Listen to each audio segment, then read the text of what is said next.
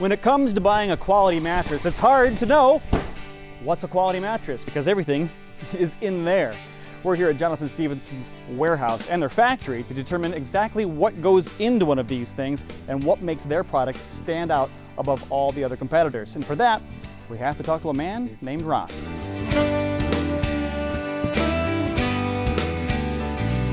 There's two critical parts to a mattress, really. First is your support system, which is the middle of it. It could be an innerspring. Today, they're solid blocks of foam. Innersprings we like, they contour to the body a little bit better. So you need a decent innerspring so that you get proper support. From the proper support, you also need comfort. Okay, you're going to get somewhat support on the floor, but it's not going to be very comfortable. So there are two areas where we can work on the comfort. One is in the cover, where we sew different materials to the cover. The other is the cushioning materials that go on top of the spring system. So put a little bit more money in the comfort materials, you're starting to get a more comfortable mattress. You put a little bit more money into the innerspring or the support system, you get a more durable mattress and one that's going to support you properly. Once we have the durable cover, the first layer that has to go in is your flame retardant material. Okay, we use all natural. Some people use chemicals and additives. Then it's a matter of what kind of cushioning we want into it. What we're doing here is building a little firmer type of mattress, so you see that there's only one layer of cushioning materials being sewn to the cover. You see the needles doing all this stitching? We generally will use more stitches per inch than the industry, and we do that through the whole process. We do all these little extra things that give us peace of mind that we know we're making a good product. Most people don't go with this heavy of material on the back. They will go with a very cheap netting. So you have quality on, not only on the portion that you're... Not only on the top and in the middle, but on the bottom where people never see it. We want to make it more efficient and stronger so that when we sew the mattress together, it's going to hold up a lot stronger. So what we have is what we call a serging.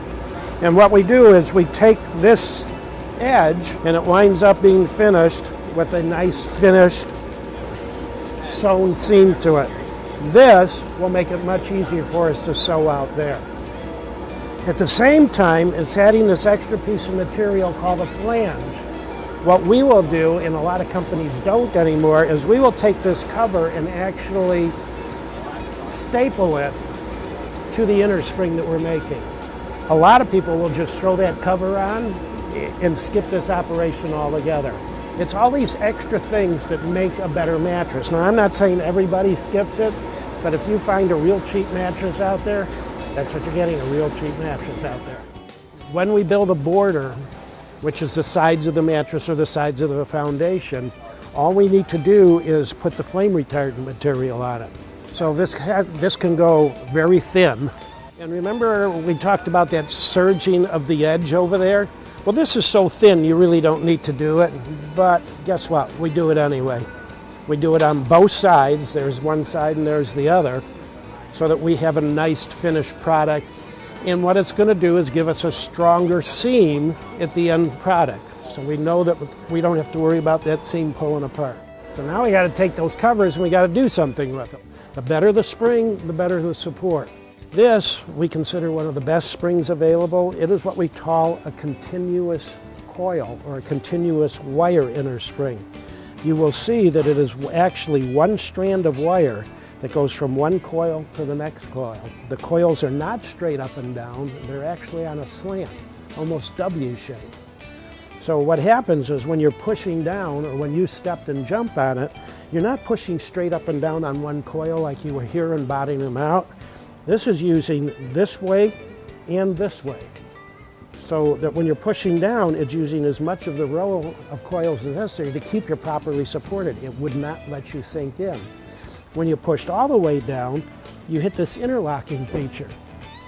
As you push down, this interlocking gets close together until you get to such a point where it won't go any further. You've hit the maximum that this innerspring is going to allow, so it's going to give you the maximum support up. See how it does contour to my body, but it's keeping me up off the spring and away from the floor? This is what I call the stitching, but it's really a hog ring operation. There are a lot of people that don't do this anymore, But you can't move this cover anymore because it's locked right to the inner spring. We pad all the corners so you get a nice finish feel. Most people won't do that today. This is where you're going to squeeze to put your sheets on. So you want that corner to stand up. So there's a little extra help to make that corner stand up. Nobody does that today. One of the other things we're very proud of that we do at Jonathan Stevens is the bottom of the foundation, which nobody sees. We always use thicker wood, and we use 1x3s here. We use 1x3s here. We use 1x4s here. But most of the industry today, and I'm going to say almost all the industry today, has gone by 1x2s, which is about half of what you see here.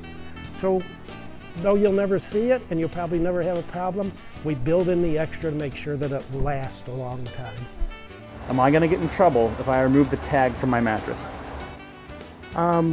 I did see a little cartoon at one time that saw somebody cutting it off. Yeah. And right outside was a sheriff knocking on the door. As a child, my mother had me completely convinced that if I removed the tag from the mattress, that sheriff was going to come up and have a good talk with you. However, if you really read the tag, it says not to be removed except by the consumer.